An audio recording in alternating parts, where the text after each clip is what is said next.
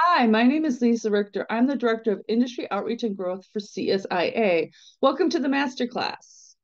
Before we get started, a quick word about CSIA. Maybe if you're here today, you are familiar with the association. But if you are not, all you really need to know is that CSIA's mission is to help system integrators build better businesses. How do we do that? Well, for starters, we have a team of volunteer SIs who have crowdsourced a best practices manual to help SIs scale their businesses. In fact, the BP committee just released a beta version of the latest manual 6.1. CSIA also offers a certification program and other resources, including professional development, learning from peers, and access to vetted professional services companies, including insurance and legal, who understand the SI's unique business needs. For partner members, CSIA offers an ecosystem to grow your SI programs, understand your customers' pain points, monitor industry trends, and share your thought leadership. With thousands of qualified integrators and suppliers, the CSIA Industrial Automation Exchange helps SIs, industry suppliers, and manufacturers connect and do business. Holly, I think you're behind a slide or two. If you could, there you go. Thank you. For SIs and partners, it provides a platform to support your content and SEO marketing efforts, position yourself as a thought leader, and nurture prospects during their complicated buyer's journey. If you are not currently a member, now is a great time to join. Membership provides you and your entire team a full lineup of virtual events and other resources from accounting to sales to operations 365 days per year.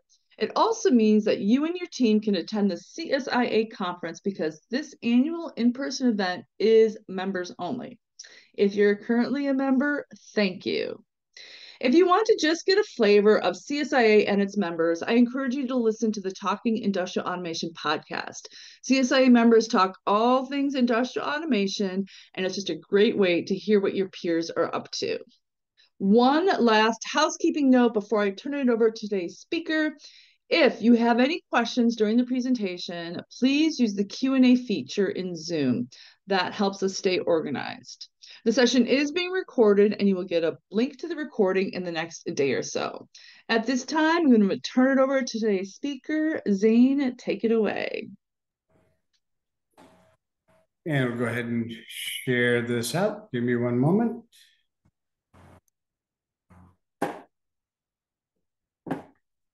That should put us on live, and I'll just confirm, yeah. Yep. So, yeah. Lisa, thank you. Holly, thank you very much. I want to thank the CSIA for the opportunity to present to this group. And I'd like to thank those in attendance for taking time out this morning to sit and walk through with us about the top 5 NAC myths busted, right? And so I'm really excited to demystify some of the myths and the fears around NAC or network access control. There might be some reasons for these fears, but many of them are in the past, right? So you can consider this maybe an additional tool for your tool bag. Networks are becoming more complex and interconnected, and it's bringing in a lot more security risk. So if I may, let's see if we can do that. There we go. So I'll take a moment, brief introduction about myself. And I share the introduction, kind of my background to find common ground with you because while I have the privilege of, sharing my experience and my journey, I'm also a learner. So, as soon as I'm done with kind of talking through this, I'm going to go back and eagerly, seek out, others who are sharing their experience as well.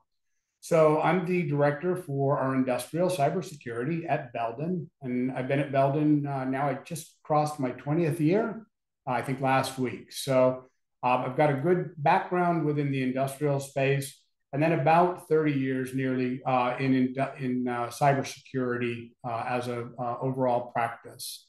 I do have experience in the IT space as well as the OT space, and so oftentimes I'll find myself bridging the communications or finding how can we work better together with the IT brethren. And over the years, I've seen it improve significantly.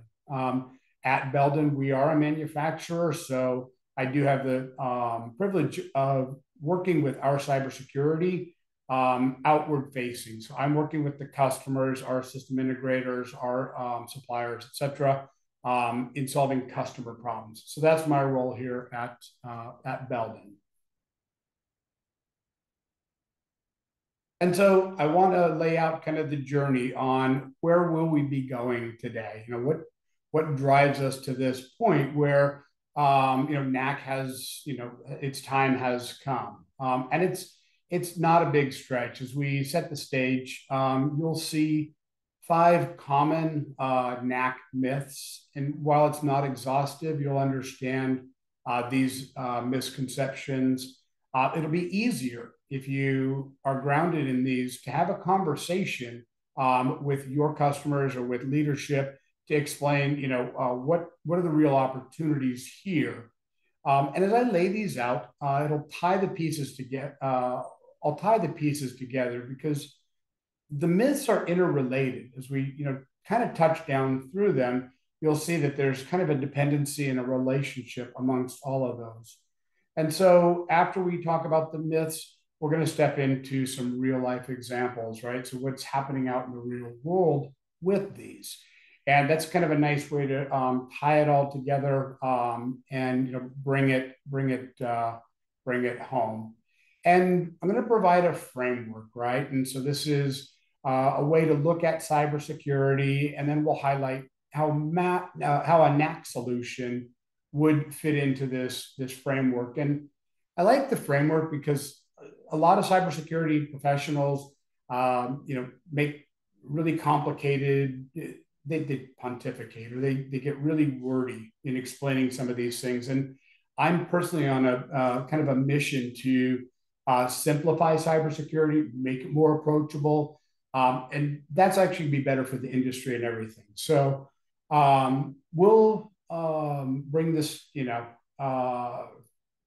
together into the framework, which will help us kind of reveal the bigger picture and how it fits in and how cybersecurity is going to play out. So it's kind of why are we here? What's the situation that we find ourselves in, right? So if we're thinking about NAC, we're thinking about network access control. I think it's best to start off with, well, what's the problem that the businesses face that we are trying to solve? And so day after day after day, hot headlines are coming in. They're talking about different cybersecurity events that are happening. And this is not meant to, spread fear or any of these, types of things. I don't do the fear, uncertainty, and doubt approach. The reality is that industrial networks are a top target for cyber criminals. Industrial accounts, industrial settings are unique. They're different than traditional IT settings, for example. And so they present unique and different challenges. And we didn't even, I didn't put up any of the slides for some of the manufacturers and vendors or, industries that have been shut down. We've seen the headlines, plants shut down because of ransomware, or water, wastewater, this plant has been impacted. So we know that the threats are very real. They're very imminent. So what do? We also have to think about the environments that you're working in and that you're helping your customers with. So in this case, the networks are growing more complex. Where they were isolated, they're growing more connected. Information is coming all the way from sensors on machines, right? All the way to the edge, and then even up into the cloud where it can be processed. So all of this is, introducing additional cybersecurity risks. And so as you're trying to take your customers through that journey and you want to be able to provide those solutions, you also want to do it in a manner that's going to be secure and to protect them. And so introduce NAC, or network access control. And so what I'll do is I'll use the definition. I grabbed one. Network access control, also called network administration control, restricts the availability of network resources to endpoint devices and users that comply with a defined security. And all right, I'm going to stop. I said I was going to simplify things, and just right off the bat, we're going into complex ideas. So we're just not making it simple. What's NAC? It's technologies that are proactive and designed to stop unauthorized access before it happens. It's pretty simple. You have network infrastructure, they're open, they're accessible. We want to be able to protect what's in the environments from unauthorized access. It's pretty straightforward, right? So the conclusion, industrial control systems really can adopt network access control or NAC solutions.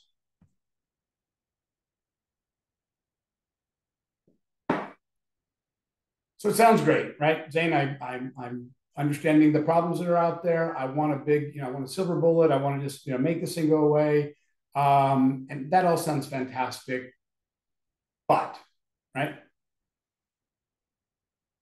Well, there's things that I've heard, and there are things that are out in the network access control or NAC comes with some baggage or some reputation. And so myth one is that NAC is going to take down my plant, right? And this myth is not unfounded because in fact NAC has taken down parts or all of some very large manufacturing environments, right? However, I'm dispelling this myth because that doesn't have to be the case, right? There are methodologies that you can implement to put controls in port-based protection where you're not taking down the entire plant. And some IT-based NAC solutions aren't built for the OT environment. And so they've caused troubles, or they're not understanding, or they're implemented in ways that does impact the plant. But that again, it doesn't have to be the case. This myth, I find it particularly insidious because the opposite really should be the truth. We know that plants are already suffering outages, degraded services, availability, impact to availability. So these are already happening. We're talking about putting in network access control, and as we talk about it further for the remainder of this hour, to protect against these types of events. We're trying to increase the availability, reduce downtime. But when people hear this myth, it becomes a situation where I know that it has caused outages and degraded service. How do I combat that? So to talk about it, right, illustrate that the existing risk already is there. And as you bring in more complexity, we're going to increase the risk. It's worth noting as a kind of a side point, good network design also helps, as part of the protection, right? So when we talk about cybersecurity best practices, we talk about it holistically. So this is a piece of that puzzle. We'll see that more in a little bit. And realize that the plants are becoming more interconnected, right? And so what are the attack vectors that are being introduced? What are the costs of plant shutdowns? And so kind of to recap, there is some basis for the NAC will take my network down, but the reality is it doesn't have to be the case. And again, this could be a situation where you really are keeping the plant up. And so the second myth that I hear quite often is NAC will require a PhD to implement and run. And so when you're evaluating NAC solutions, not all of them require a PhD or like extensive background, right?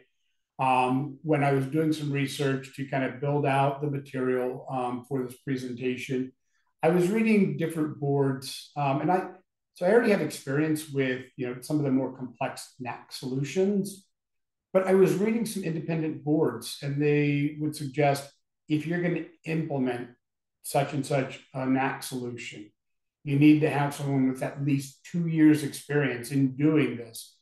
And a lot of that complexity has come in from its origins in an IT space where it has a lot of things that aren't relevant to the OT environment. Some of these solutions have grown to be very cumbersome. When you're evaluating these solutions, understand that these are not all solutions are going to require this level of expertise.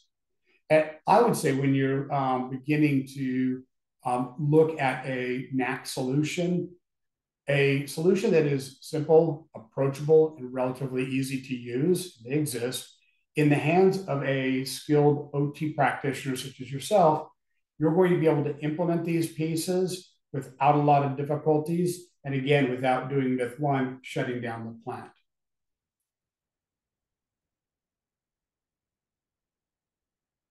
And so it brings us to myth number 3. NAC is going to take a year or more to get up and running. And I will tell you that it doesn't have to. And my experience is that I hear of implementations that are being rolled out, and it took a year to do just one plant. And during that time, they shut down the plant at a point, right? So these things are based in some truth, but the truth is to avoid an elongated NAC deployment is selecting a solution that is going to be intuitive and easy to use. So evaluate, and when you're looking at it, if it's super complicated or you're thinking that it's going to take a significant amount of time, or you're going to need skilled resources to put these pieces in place, that's a warning sign that maybe you should look at it a little bit closer, right? Make sure that you're picking a NAC that is aligned with the business goals.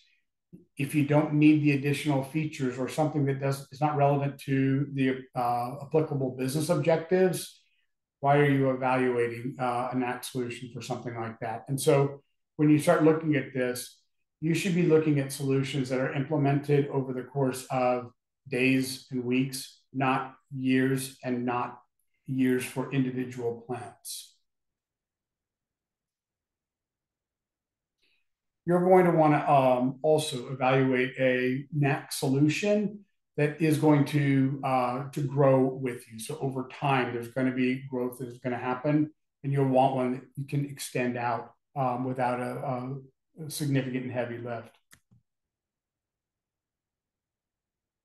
It's a myth 4, right? NAC is an all or nothing proposition, right? And so you're going to have that big switch. We're going to do this. We're going to turn NAC on, and okay, it's not an all or nothing. It's not like you have to do a huge, heavy cutover. And so there are ways that you can deploy this. It should be flexible with different ways to authenticate and validate the identity of the devices, right? So once we know what a device is, we can allow it to, access to the resources that it should. In evaluating these solutions, a network access control solution should work in the environment, right, and be able to ease its way in. So a lot of the IT type of NAC solutions have a certain expectation that there are things like 8021X that are part of the solution, but they're not present in OT environments. So what do you do about that? Well, you can look for solutions that work incrementally. So you may start off with a particular part of the plant, cells that are highly critical. There's not a whole lot of change, or we don't want to introduce, we want to make sure that we're keeping risk out, or they've been problematic. So we can begin turning on network access control into those cells. And maybe those cells have convenience ports. We'll talk a little bit more about that in the real world examples. But you can incrementally step this out into the environment at a speed that makes sense for you. And I'll share some personal experience in what that looks like in terms of moving things forward.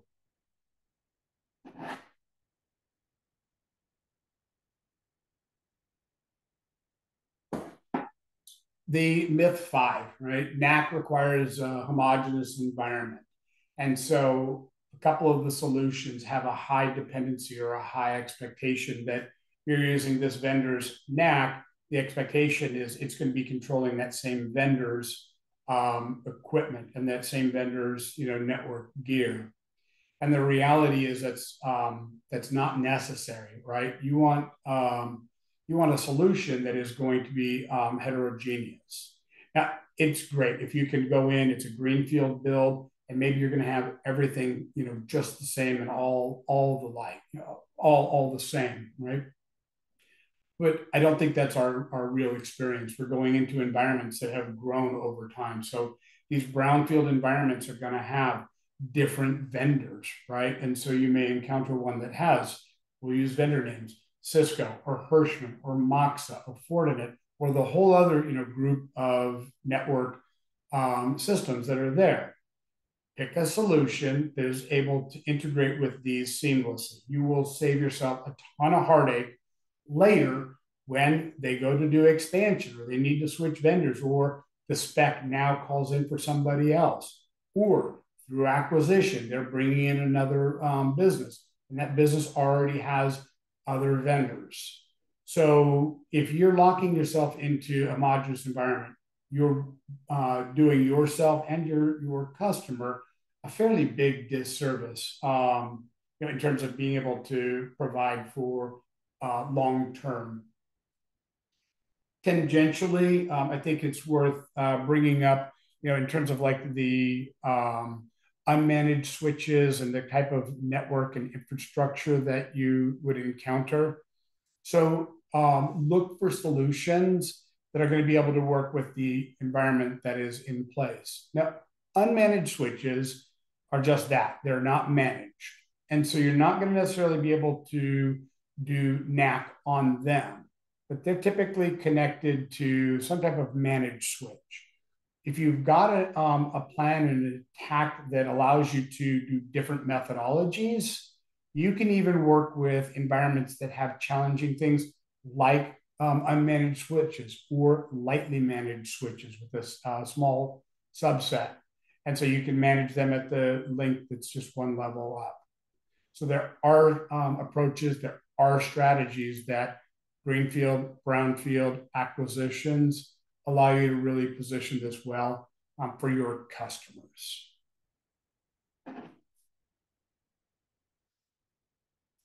So with the 5 myths, right, we've kind of hopefully dispelled them. And then if we move forward into some kind of real world examples, like it's making sense. I'm not as nervous about maybe implementing this. Which verticals or sectors does this work in? What does it look like?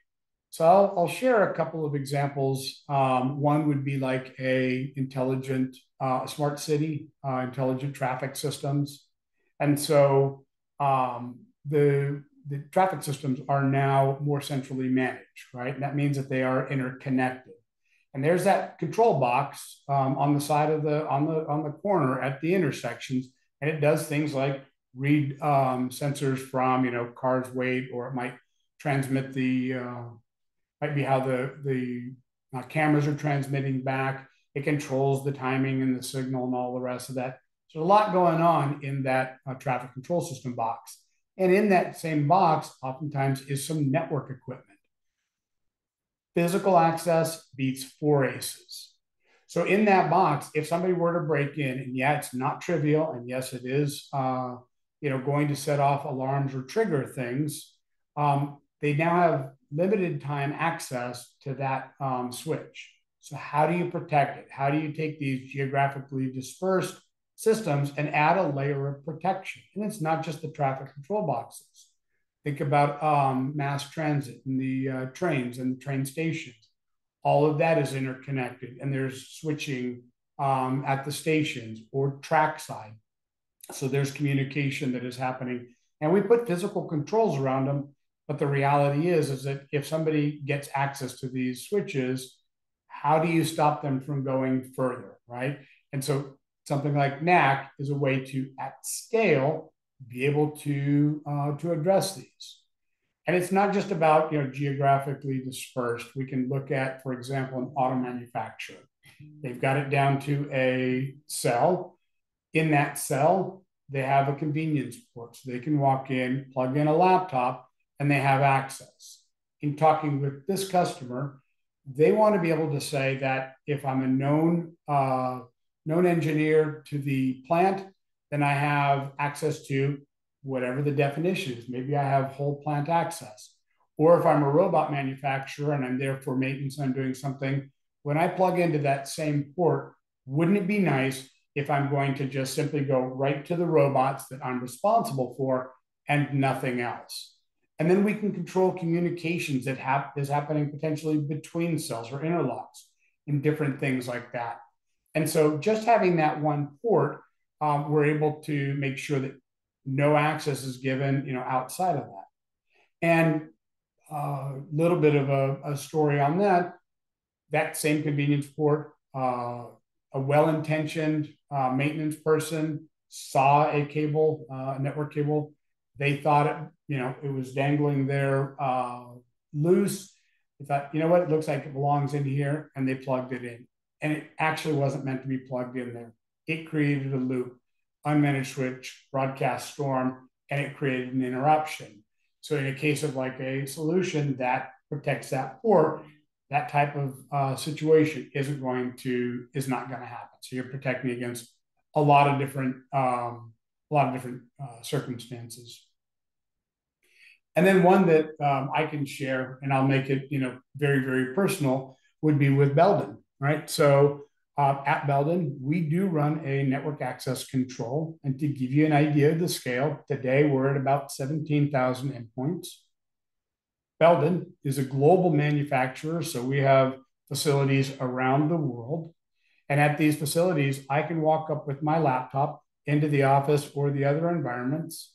And when I plug in, it knows who I am and what I have access to. And it dynamically and automatically assigns those rights and privileges to me without any interaction on my part, right? So, and if somebody else were to come in and plug into that same port and they're unknown, we could redirect them to a portal that says, hey, we need more information. You need to request access. Or we could redirect them into a location that says, you just can't go anywhere. You're shut down. You're not supposed to behave this way, right? Another example would be you don't meet a certain security criteria. So we're going to give you internet access to download updated drivers or do something, whatever that is. The idea is that that same port really becomes far more dynamic, and it allows you to apply security policies without having to get into complex security policy writing and work. An example one of that does come to mind is in that manufacturer, one of the concerns they had is, really like this. I really like the way that's going to lay out. I have some concerns. And one that they shared was, let's say a drive goes out, right? And we need to replace her. We need to replace a PLC. What is that going to look like? You've locked it down, and now you put new equipment, it doesn't recognize it. So we can do different strategies. Some companies will say it's okay to be plugged in for 12 hours, 24 hours, 48 hours. And then that'll give the plant time to come in and update the NAC solution. So that would be one way to do it. Another really creative way is through a learning port. So where these PLCs are secured, they also have a secured switch. And when they have to replace it, they basically take the PLC in the secure area, and there's a port that will say, this is a PLC, a Rockwell, a Siemens, whatever it is. They plug it into that port. We had just taught the NAC solution how that this is a good and a valid device, that we trust it. So they can take that out and do the maintenance. Like, it's zero touch in terms of the application. They don't have to do anything. And so with these real world examples, I'm hoping to take away some of the reservations or the intimidation of putting in a NAC solution. And so when we talk about like a NAC solution, we can look at it in the context of a framework. And so when I talk about frameworks, we can talk about best practices. I'm using one here that is a subset. It's kind of selfishly, I will share that this is, what I help my customers solve from a cybersecurity perspective. The framework actually has a bigger footprint. And so if I go back to what we talked about earlier with keeping things simple, using a framework like this, and in full transparency, this is based loosely off of NIST, Cybersecurity Framework, or CSF. If you're not familiar with it, I would encourage you to look at it. There's complementary pieces around NIST 800-82, which has the industrial side of it. And the other reason that I like a framework like NIST is that it's mapped to other frameworks or other best practices. And so if you're using something like this and you encounter a customer that says, we want to talk in terms of ISO 27001, ISO, or I want to talk about IEC 62443, the old ISO 99 standard, and the different regulations that you may encounter around the world, this maps over to them. So you don't have to kind of rethink all of it. And then keeping with the simple thing, right? I think cybersecurity, when you present it like this, demystifies it and takes some of the complexity out. Identify as one of the pillars. You need to know what's on the network. You need to be able to identify what's there.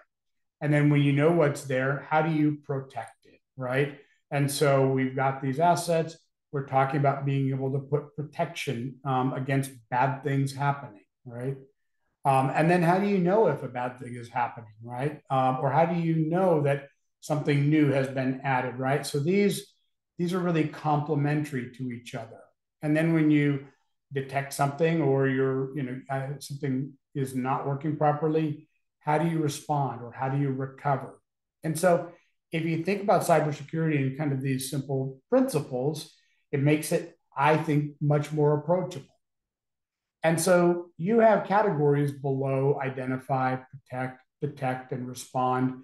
And so you see things like risk assessment or vulnerability assessment. And again, keeping with that simple thing, most people can have a conversation around risk. The business understands risk. How do you assess it? So these are things that should be offered in terms of a cybersecurity practice. And then I want to bring this around now to specifically where a NAC solution contributes. And different NAC solutions may activate different parts of a framework like this. But this is a really good example. When you have a NAC solution, you're going to be able to get better visibility into your network architecture. So if you have a NAC solution that maybe people have added some additional switches or some additional pieces, it's going to begin showing you how are the different devices connected. And then with that hardware and software inventory, you're going to be able to identify there's equipment or there's things out here that we weren't aware of. That I don't see a change order for these, or why is this access point added? Why are these hubs or these unmanaged switches in the environment? So you're beginning to identify and you're being able to get a better picture just with the solution like a NAC. Authentication, who are you, right? So being able to integrate that into a NAC solution, or allowing a NAC solution to rely on other authentication mechanisms. You need to be able to know who's doing this simply and at scale. And so you'll also get network segmentation with a good NAC solution, even down to the port level, right? So you're being able to kind of micro segment or control it at the smallest level. And when things change, you're going to be able to detect it. If somebody moves devices and equipment, There's alerts, right? So you're getting information now off of this network of what kinds of things are happening. Cell was working great before. It's not working now. And then you look up and you can see, well, equipment was moved. And so you've got a detection mechanism and a means to identify when things have changed. What can you do from a vulnerability scanning perspective? Now, this is in the detect area. I will say vulnerability scanning could be really just kind of vulnerability assessment or identification. Because when we hear scanning, oftentimes we start stepping back saying, but scanning is what takes my network down. In a separate conversation, I'd love to talk about different methodologies to query into devices and learn about devices.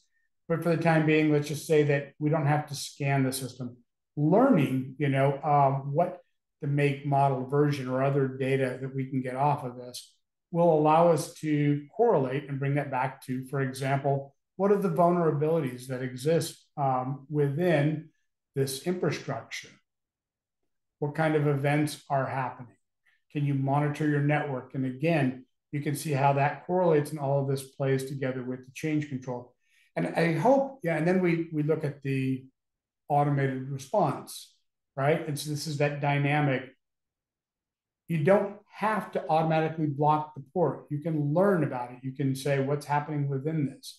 But at a point, you're going to want to step beyond the visibility. So a lot of visibility technologies out there and move into the protect.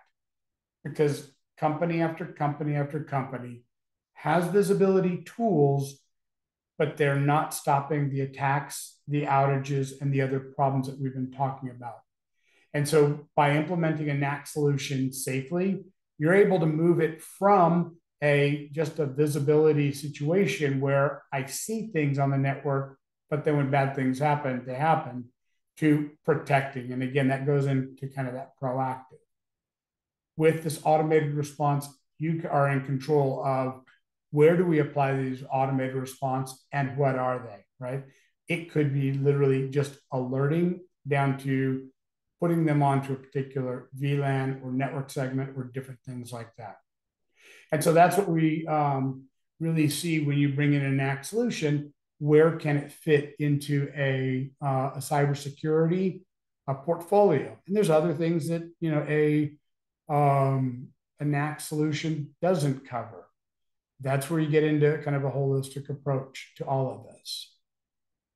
And so I'm going to transition now into some of the Q&A. I look for your feedback.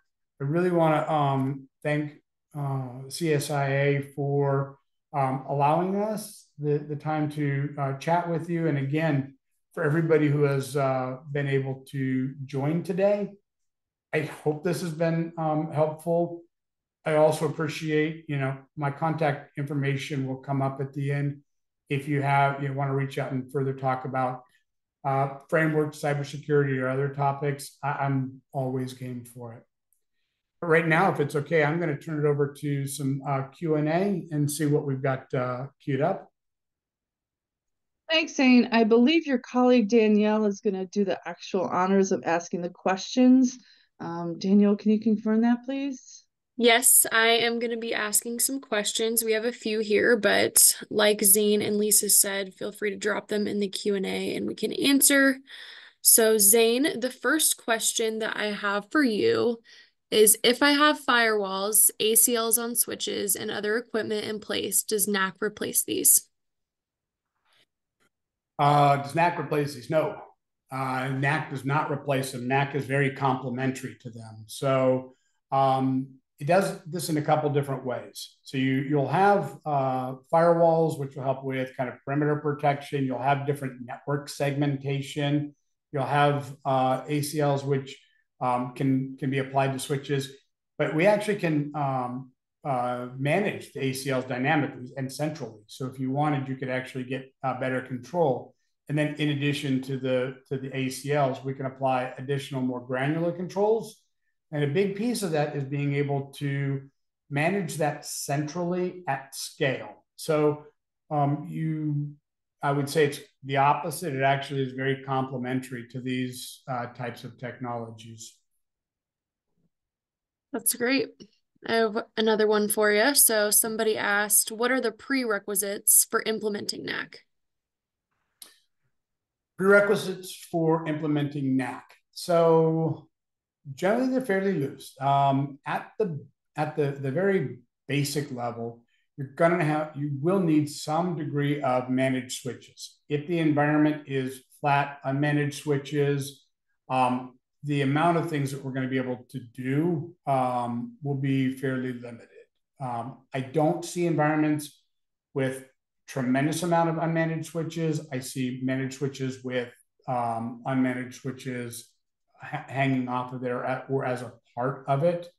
But even with the unmanaged switches, again, you should be able to manage the uplink, but it will require managed switches.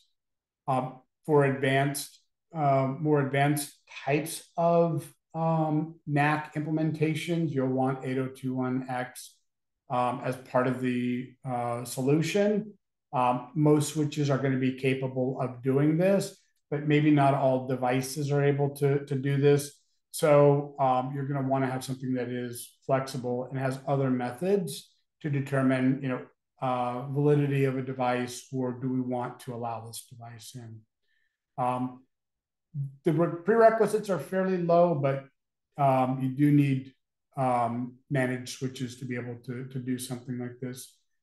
And I will say, again, it's worth noting, but it doesn't all have to be from the same vendor, right? You should be able to have a mix of vendors in a brownfield environment or any environment. Sounds good. So one more for you. Like I said, feel free to drop more in the chat, but you shared that cybersecurity framework. So how does this in NAC fit into a regulated environment?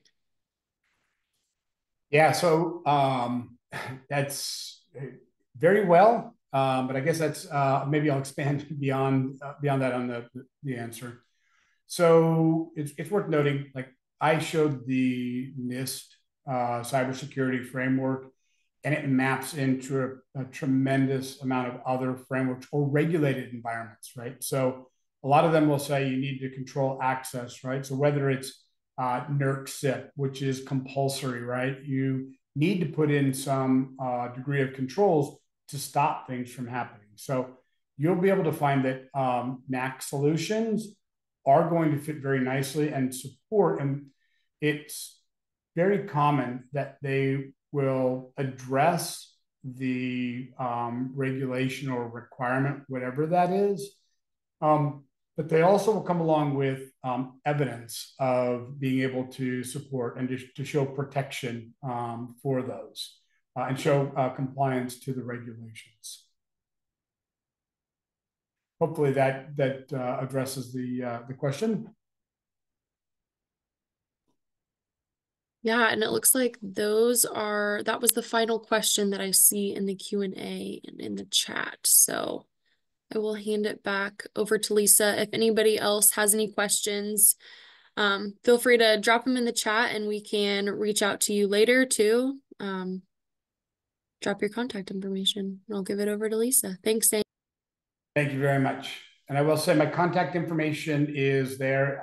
If you do have questions, you want to follow up later, don't be shy. I'm happy to go through and talk regulations or controls or that whole alphabet soup, or different ways that we can support you, NAC and otherwise. But I want to say thank you to everybody, and Lisa and CISA, thank you for having us join today. Awesome. Thank you, Zane and Danielle. So my colleague Holly is going to put up my last couple slides here on behalf of CSIA. I would like to thank our speaker, Zane, and for this informative discussion. And also thank you to Belden for sponsoring this event. And of course, thank you for attending. Be sure to bookmark the CSIA events calendar so you don't miss any upcoming events. And that's a wrap. Once again, thanks for joining us and have a great day. Have a great day. Thank you.